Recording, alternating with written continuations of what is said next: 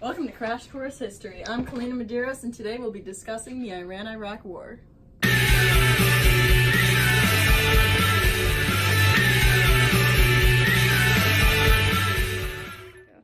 The strenuous relationship between Iran and Iraq created an immense amount of death and destruction because of new chemical weapons, prolonged fighting, ongoing disagreements between contrasting religious and cultural beliefs within each society. The war started on September 22nd, 1980 and lasted for almost 8 years. It ended on August 20th, 1988, and no one was able to claim victory. As the UN helped force a ceasefire, the war dragged on for a long time, and fighting occurred in both countries. Losses on both sides were immense, and tactically both sides were weak. Their ways of fighting did not help the death toll lower in any way. Numerous continuing problems with both societies added to the tension that led to the war. The wanting of land, different in religious and cultural ideals, and their own countries, as well as the constant want for more economic power, were all reasons as to why the war started in the first place and continued for so long with no real outcome.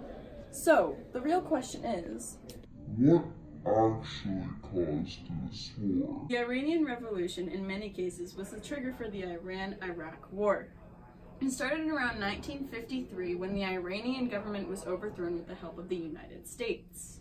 The Shah was put back in power, and within the next 20 years, there were rapid economic growth and high inflation due to rapid spending. In 1970s, a purchase of a home or even a car was beyond the means of a middle-class family.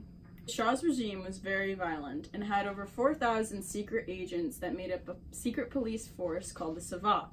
These agents were regularly hunting down people who opposed the Shah.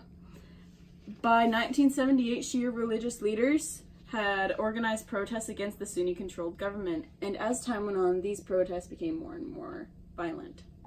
By 1979, the Shah had fled the country, and Khomeini, the leader of the revolution, had taken over. Throughout this transition, President Saddam Hussein of Iraq had thought of Iran to be weak. At this time in history, oil was becoming more and more important to produce. Iraq wanted to seize a part of Iran that was very rich in oil on the border of Kazakhstan. Along with this, Iraq wanted to claim the banks of the Shah al-Arab River that is formed by the connection of the Tigris and Euphrates River. The Tigris and Euphrates River is very historically important because of the constant border disputes that have occurred there. Now it's time for the thought bubble. Several centuries ago, Islam experienced a split. There became two different sects of the religion, the Shias and the Sunnis. The split was caused by the disputes over who would become the caliph. This is basically the Pope of Islam. The Sunnis elected the most qualified man as the caliph. However, the Shias insisted the role could only be taken by a direct descendant of Muhammad. Over the times, the Sunnis took over most governments and the Shias had little success doing so. Shias, however, were able to become the official religion of Iran in the 16th century. Saddam Hussein, the president of Iraq at this time, was one of the main reasons as to why Iran and Iraq got into this war. His idea of attacking the country that was preoccupied by a revolution at the time seemed easy to him. He didn't take into consideration that he was about to invade a large country with relatively strong military forces. If Iran had any clue that they were about to be invaded, they would have protected their border with their military forces. The Iran-Iraq War resulted in hundreds of thousands of deaths. At the end, over 1 million people had died. A large amount of money had gone into the costs of destruction. A little later in the war, Iraq had used the chemical weapons mostly on their borders to keep people from coming in. Once Iraq discovered how powerful these weapons were, they began to use them extensively. This caused huge amounts of damage and scary amounts of casualties. Although Iran didn't have chemical weapons, they still had a significant amount of them, and a lot of bombs, and these played a significant role in the amount of casualties that occurred. Iran, along with other countries that weren't in the war, didn't know how to handle being attacked by chemical weapons, as it was a new way of fighting and the hardest to defend. War affected all people who were fighting on the front, but also the people that were near the war. Lingering effects of chemical weapons created an immense amount of illness for civilians. As both countries started bombing oil production facilities, large oil spills occurred in the water, which led to diseased water. Since water is such an important aspect in a person's life, the only thing that followed diseased water was sickness. Because of this, death tolls were rising, both due to sickness and diseased water. The war was not only important for the people of Iran and Iraq, but also for the people of the rest of the world.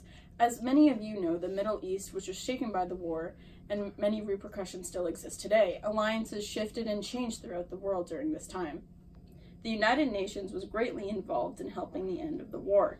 The United States was a large piece in the beginning of the Iranian Revolution due to the coup that was brought on to help bring the Shah back in power. Other countries that felt they were in immense need for oil were also played major roles in the war. Russia specifically felt that they needed large amounts of oil, so they sided with whomever they could get the most amount of oil from.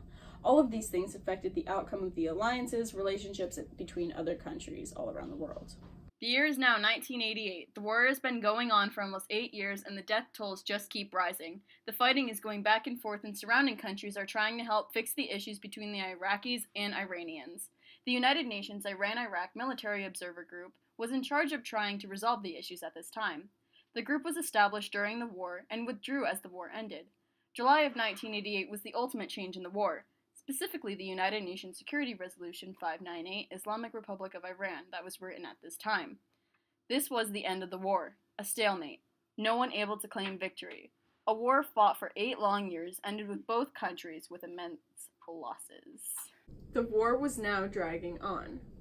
Between 1982 and 1986, death tolls rose by over 500,000 for the Iranians and 100,000 to 200,000 for the Iraqis. These numbers were due to the previously talked about chemical weapons and new ways of fighting.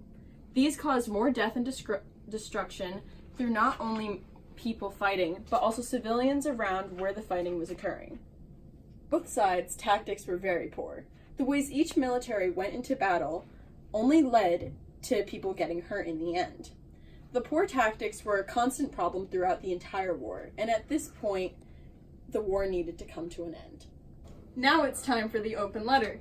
Let's see what Carl has to say. Kalina, how was the United Nations Security Resolution 598 Islamic Republic of the Iran, and how did that affect the Iran and Iraq war during this time? Awesome question, Carl. The war was dragging on for so long, many people wanted some solution for the war, anything that could stop the destruction. At this point in the war, the United Nations was trying to find a way to get both sides to agree to help fix the issues at hand. The United Nations Security Resolution 598 Islamic Republic of Iran was a document that asked for immediate ceasefire and implemented the discontinue of all military actions and withdrawing forces between both countries, causing an end to the war. As the war was now over, the question of change was prominent. Did the war do anything or just make it worse? These questions were running through people's minds. The war ended with neither side being able to claim victory. Since neither had claimed victory, the idea of a feudal war is important. A feudal war is a war in which is incapable of providing any useful result. For the Iraqis, the number of losses was high. This left many children without parents, wives without husbands, and it left young men scarred from their experiences. Along with this, the heavy amounts of national debt for the Iraqis had huge tolls on the oil industry within the country. Many Iraqis today view the end of the war as a starting point for the country's economic and social decline. After the war, the Middle East was less stable. Countries picked side and made allies for the future. A new geopolitical map of alliances was created. As the repercussions of the war and its following events are still being felt today, the importance of the Iran-Iraq war will be forever embedded into history. A generation of men feel the struggle every day and will live with it for the rest of their lives. This extremely strenuous relationship between Iran and Iraq created an immense amount of death and destruction through these nations.